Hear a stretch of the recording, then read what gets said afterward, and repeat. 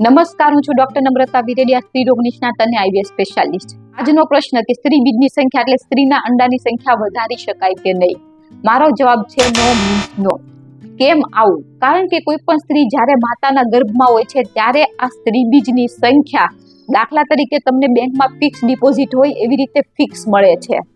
અને આની સાથે એવું ધારી લો તમને ઓટોમેટિક એક સિસ્ટમ હોય છે. કેવી સિસ્ટમ કે તમે જન્મો અને પહેલું માસિક આવે ત્યાં સુધીમાં અંદાજે 10,000 અંડા એક મહિને તમારા વપરાઈ જતા હોય છે. માસિકમાં શરૂઆત થાવ પછી દર મહિને અંદાજે 1000 અંડાઓનો સમૂહ એક સ્ત્રી બીજ મેચ્યોર થવા માટે નીકળતો હોય છે. એટલે કે દર મહિને 1000 અંડા વપરાતા હોય છે. તમે જ્યારે માતાના ગર્ભમાં હોય ત્યારે આ સ્ત્રી બીજની સંખ્યા અંદાજે 50 થી 60 લાખ હોય છે. તમે જન્મો છો ત્યારે આ સંખ્યા 10 થી 20 લાખની હોય છે. છોકરી પહેલી વખત માસિકમાં થાય એટલે 8 વર્ષે થાય કે 12 વર્ષે આ સંખ્યા 3 થી 4 લાખની હોય છે.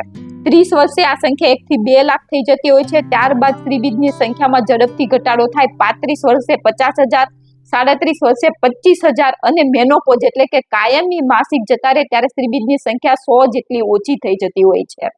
અત્યારે કોઈ પણ દવા એવી નથી બની કે જે સ્ત્રીબીજની સંખ્યા વધારી શકે. જો એવું હતે તો મેનોપોઝની ઉંમર લોકો 55 ને બદલે 60, 60 ને બદલે 65 કરી દેતે, એટલે કે માસિક જવા જ ન દેતે.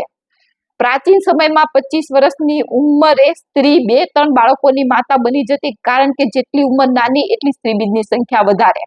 આઈડિયલ બાળક રાખવાની ઉંમર 26 થી 30 ની કહી શકાય, કારણ કે ત્યારે સ્ત્રીબીજની સંખ્યા સારી હોય, ક્વોલિટી સારી હોય અને સ્ત્રી બાળકને સંભાળવા માટે મેચ્યોર હોય છે. કોઈ પણ સ્ત્રી 30 થી 35 વર્ષની ઉંમરે જો માતા બનવા ન માંગતી હોય એવું નક્કી જ હોય તો તેમણે ડેફિનેટલી તેમના અંડા ફ્રીઝ કરાવી દેવા જોઈએ. કુદરત તમારા પ્રમાણે એડજસ્ટ થવાની નથી. ક્યાં તો તમે કુદરત પ્રમાણે એડજસ્ટ થાવ અને સાચી ઉંમરે પ્રેગ્નન્સી રાખી લો, અથવા તો ટેકનોલોજીનો સહારો લો. ઘણા યુગલોનો સવાલ કે અમને પ્રેગ્નન્સી રહેવામાં મુશ્કેલી થાય છે, અમને પ્રેગ્નન્સી રાખવામાં સ્ટ્રેસ થાય છે, અથવા ટેસ્ટ ટ્યુબ બેબીની સંખ્યા વધી રહી છે.